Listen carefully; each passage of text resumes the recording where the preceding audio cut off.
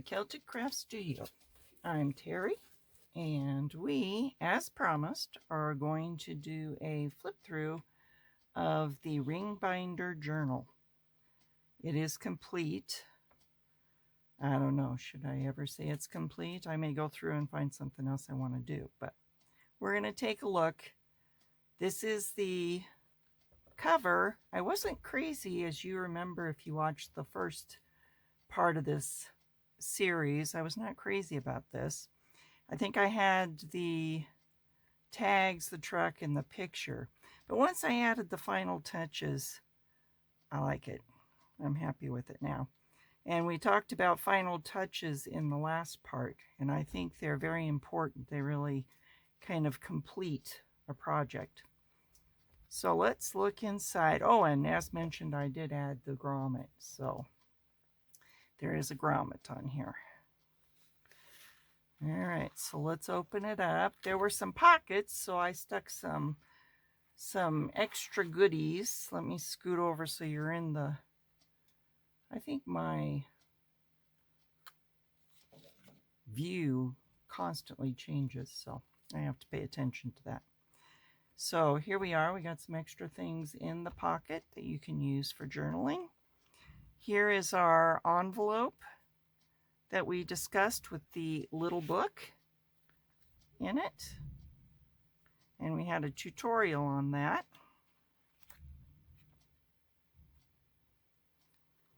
And we have some tags behind it. And as mentioned in the last part, we did a few little details. We added some tape. We added a rub-on. Here we have the slot pocket with several pieces of ephemera in it that you could use to journal on. We have a ticket that I stamped on. And then we have this page that was actually part of the first part number 1. We did this. It's similar to my journal inserts, except it's 2 separate pieces. And so you can see the page through it. To me, it adds a little more interest. A pocket with several little things that you can pull out.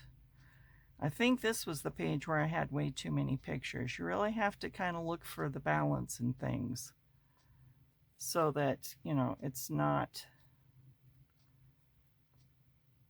you know, too overwhelming and makes you go, eh. And once you get the journal, if you choose to purchase the journal, you can do with it what you want. You can take things out, move them around, put your own things in. It's yours. All right, here we have Do I Dare? Do I dare take the paper clip off? Okay, I'm going to. Brave.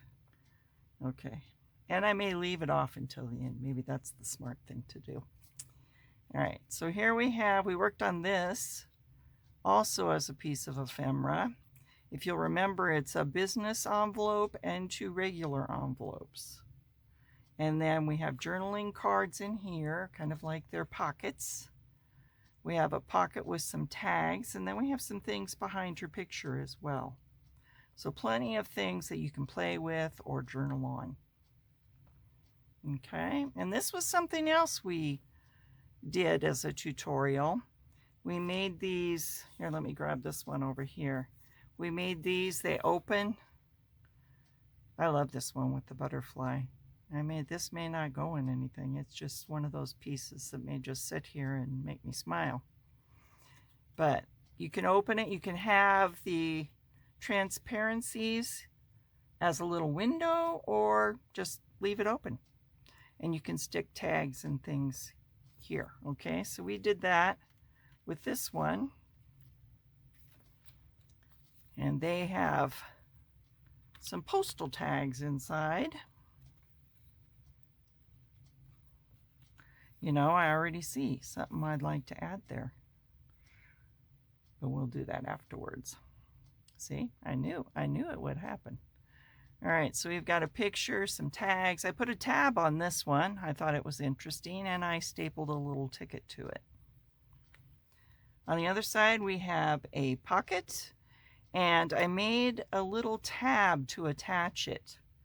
I chose to sew around it. You don't have to sew around things, but I chose to sew around it because I thought it was interesting. And so I couldn't put holes here, or I would break into my stitches, which I did not want to do. So I added a tab so that we could put it in the journal. All right, here we have another envelope that we're using like a pocket. I put several tags in it.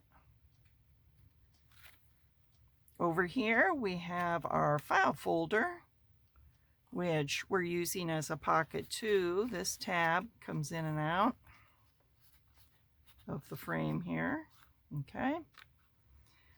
We talked about, the last video we talked about the stamps and stamping to kind of complete the project, but you've got all this room and the tag to journal. You've got some little tags up front that you can journal on.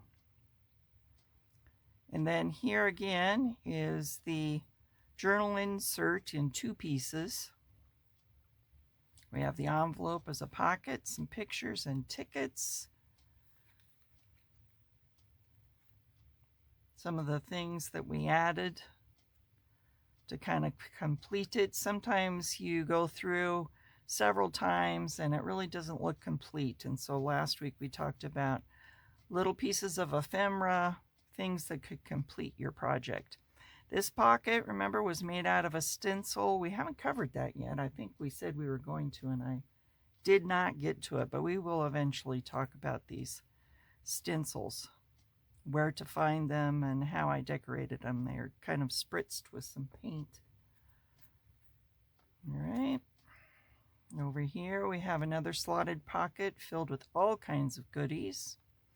Here's our next little square, and I'll show you this because I had a problem. If you remember last video, I had a problem, and I don't know if you've already noticed how I fixed it, but the last one had an oval on it, and I could not for the life of me find another oval for the other side. So I ended up having to take the oval off and use a circle, and then on this side use another circle to cover that up. And that is how I solved that problem. Here's a picture, tag, more tags. Here are our brads. We'll see how long it takes me to forget that word, but for now, these are brads.